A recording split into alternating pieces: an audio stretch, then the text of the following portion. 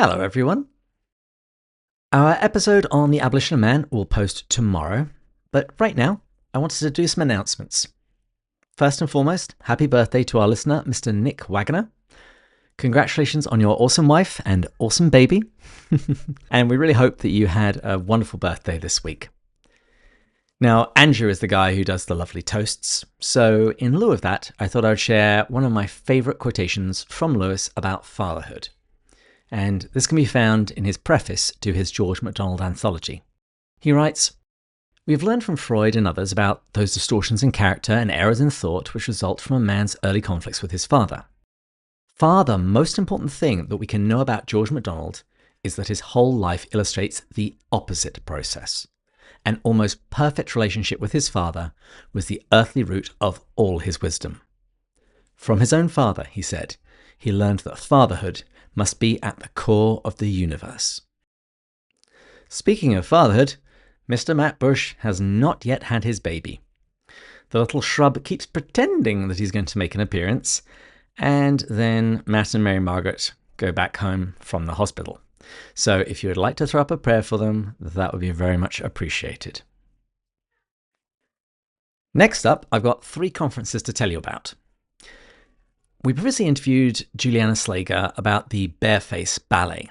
It was based on Till We Have Faces, and my wife and I reviewed it after we got to see a performance in Chicago. Well, on March 13th to 14th this year, the same team who produced that ballet is going to be hosting The Thick and the Clear, C.S. Lewis and the Arts.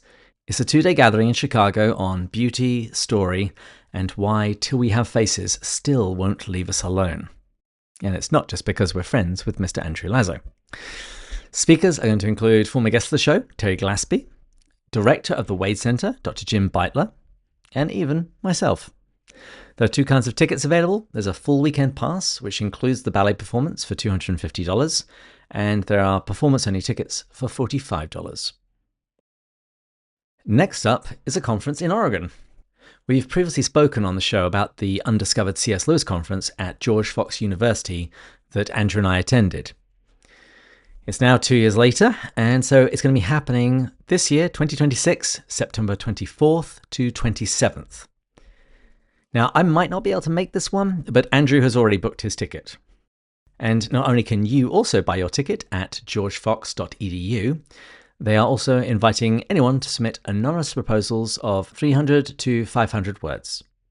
The deadline is the end of March, and proposals should be for a 20-minute paper in one of the 6 categories of the general theme of Undiscovered C.S. Lewis. And as a public-facing academic conference, they invite papers that are scholarly but accessible to a wider audience.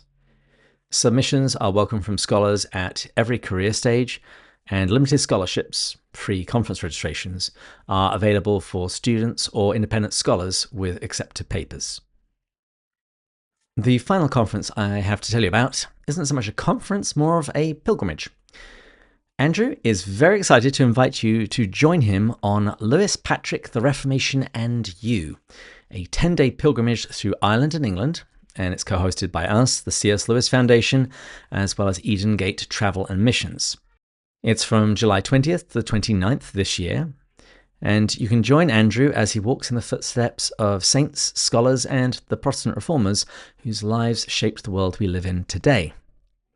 On this pilgrimage, you're going to encounter Dublin's rich literary and spiritual landscape, connecting Lewis's ideas with the life of the city, pagan Ireland and the power of the gospel, seeing how the story of faith transformed a nation, the Mourne Mountains, landscapes that inspired Lewis's imagination, sites associated with St. Patrick's mission when the gospel first took root in Ireland, and finally Oxford's Christian and Reformation heritage from spiritual discovery to enduring legacy. So whether you are exploring the roots of Celtic Christianity, tracing Lewis's imaginative footsteps, or walking the Reformation's enduring legacy, this pilgrimage invites you into meaningful encounters with history, faith, and hope.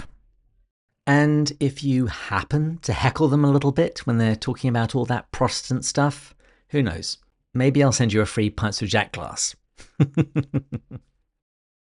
are links to everything I've spoken about here in our show notes, and I'll speak to you later this week when we will begin Chapter 2 of The Abolition of Man.